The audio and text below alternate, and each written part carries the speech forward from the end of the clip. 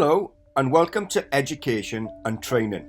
The following podcast has been designed to support your understanding of the defence syllabus. This podcast is about foreign policy. The UK is a small island nation with limited natural resources that has achieved global stature disproportionate to its size. This is achieved through the way we conduct our foreign relations. Put simply, foreign policy is the way we determine how we will behave with other states depending on what is in our national interest. Foreign policy, security policy and defence policy are all interrelated. Foreign policy shapes our security policy and our security policy shapes our defence policy. Our defence policy also has an impact on our security policy because it completely depends on what we can afford to spend on defence. And our security policy also has an effect on our foreign policy. They are all interconnected to each other and shape each other. Neither of these policies are separate. What is foreign policy? A strategy or planned course of action developed by the decision makers of a state vis-a-vis other states or international entities to achieve goals defined in terms of the national interest. Or you could put it in simple terms again and say it's the SOPs for how we deal with other states. The Foreign Commonwealth Office promotes the United Kingdom's interests overseas, supporting our citizens and businesses around the globe. The office is responsible for safeguarding the UK's national security by countering terrorism and weapons proliferation and working to reduce conflict, building the UK's prosperity by increasing exports and investment, opening markets, ensuring access to resources and promoting sustainable global growth, and supporting British nationals around the world through modern and efficient consular services. Our foreign policy is geared up to support our national interests, and we can analyse this by viewing national interests under the terms of security, economy and power. Our security interests are the issues we need to look at that could become a possible threat to us. Our involvement in the conflict in Afghanistan was to deprive terrorist groups the ability to use Afghanistan as a safe haven for training. This was seen as a very important security issue at the time. The conflict in Ukraine and Russia's involvement are increasingly looking like becoming a new Cold War. This will have significant implications for our defence policy. We may need to invest more in conventional forces to meet a threat that wasn't foreseen when the SDSR was initially written. How this conflict evolves will play a significant part in shaping our policies. The conflict in Syria is having a huge impact on Europe with the refugee crisis. Also, the advent of the Islamic State could become an even more serious security threat. The conflict in Yemen is drawing in the regional powers of Saudi Arabia and Iran. Western relations with Iran are beginning to improve. It will be very difficult to decide which side to take in such conflicts. Our decisions could be one we regret further down the line, depending on who becomes the dominant regional power. North Africa is becoming a hotbed for radical Islam and is geographically close to Europe. Homegrown terrorism and the recent attacks on Western tourists in Tunisia and Egypt is destabilising our society and is a significant threat to our security. Overreacting to these events can create an escalating security dilemma, with Western intervention leading to an increase in terrorism. These are just some of the security threats that we face at the moment. You can see how complicated it could become when looking at all the threats and how these can shape our economic and defence policies.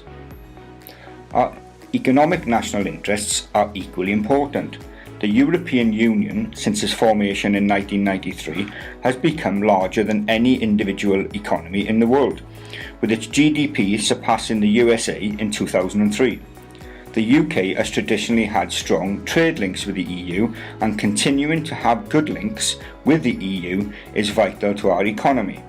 However, strong economic growth in many other developing economies outside the EU has resulted in non-EU economies growing in importance to UK trade, such as Africa and South America. We also need to consider our important trade link with North America. And we can briefly define power as the ability to exert your will. Within Eastern Europe, the UK led the Allied Rapid Reaction Corps on exercise in the Baltic State. The exercise will help prepare the new force before it becomes operational in 2016. It will also demonstrate NATO's capacity to operate in complex environments across the conventional, unconventional and hybrid spectrum of warfare. UK armed forces are leading NATO land training exercise in the Baltic states, underlining continuing support to the region.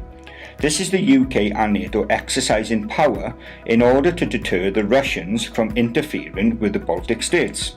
Another area of the globe where the UK has recently exerted power is North Africa and Sierra Leone. In 2000, the UK intervention ended the civil war there, and since then Sierra Leone has become a much more stable and prosperous state, which is even committing troops to the African Union and is helping with conflict prevention in Africa. Our current defence policy supports exactly this type of situation. We also draw on power from some of our allies, the US for example. Now we can categorise our national interests into various elements such as security, economy and power. We also need to know how important these national interests are to us, and we can define these under the terms vital, important and desirable. Vital national interests are those pertaining to the physical survival of the states, for example our Trident submarines and our armed forces. Important national interests are those pertaining to the prosperity and quality of life of the state, trade and ensuring we secure enough energy sources for example. And desirable national interests are those pertaining to the state's ability to secure acceptance of its values in the international arena, the spread of democracy for example. Now we can categorise our national interests under security, economy and power. We can also put them into a degree of importance where they are vital, important and desirable. Now we have different methods of securing our national interests, and these are in terms of using hard power, soft power or smart power.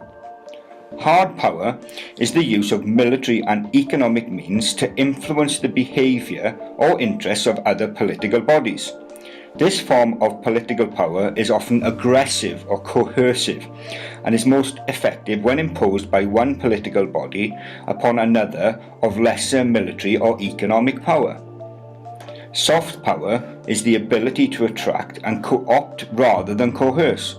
Soft power is the ability to shape the preferences of others through appeal and attraction, through shared culture, like introduction of McDonald's, Coca-Cola, BBC's World Service within Eastern world, which is often a more Western society. Smart power involves the blending of hard and soft power.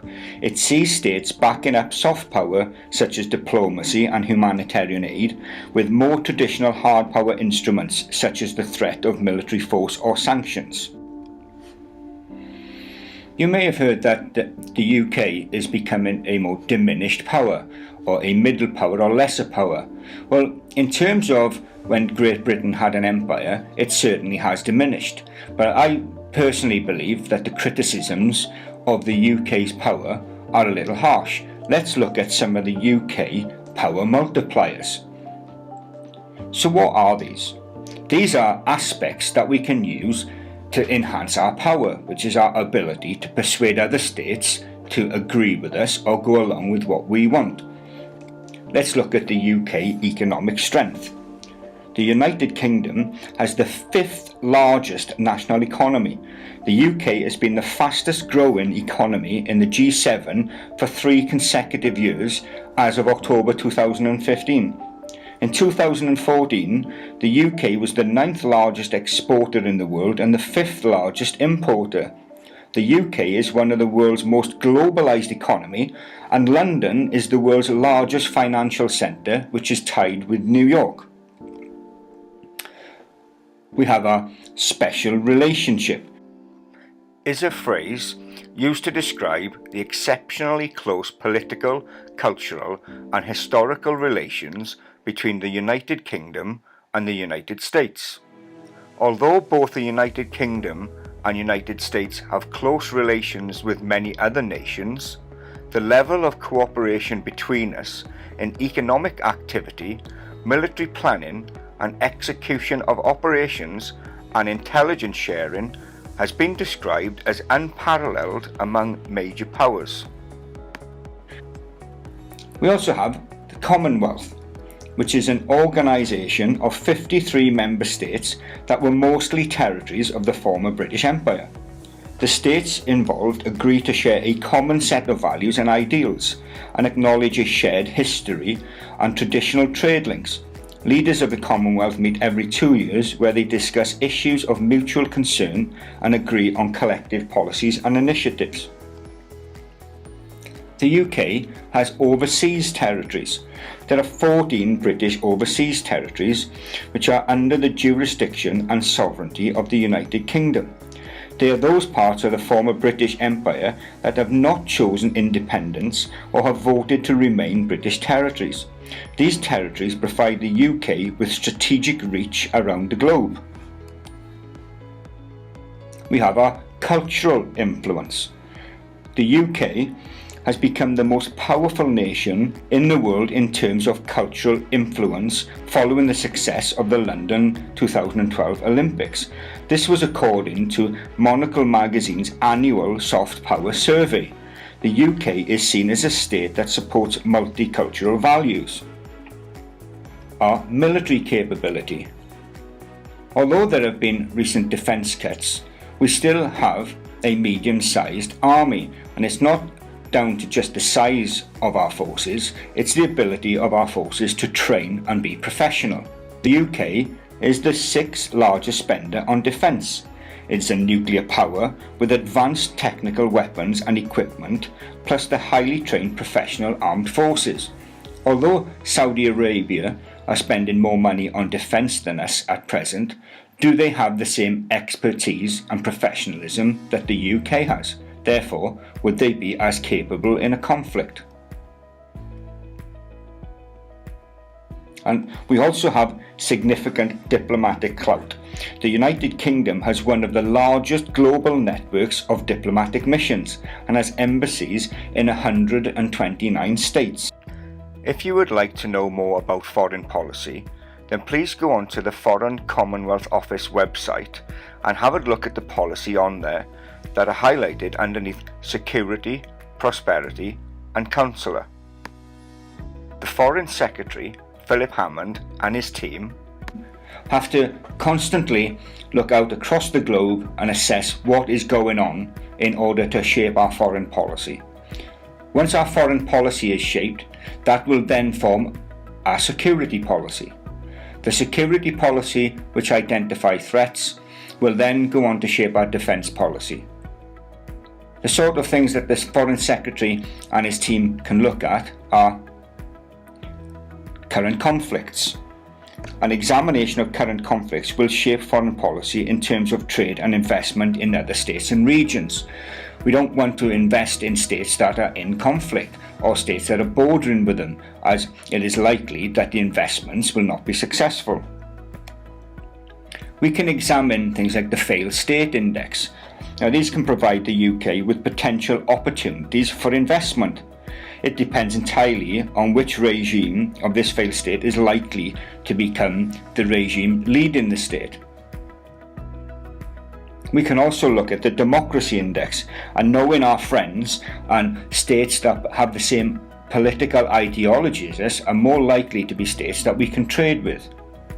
If you've enjoyed this workshop, then please visit Education and Training for more options. And thank you for visiting.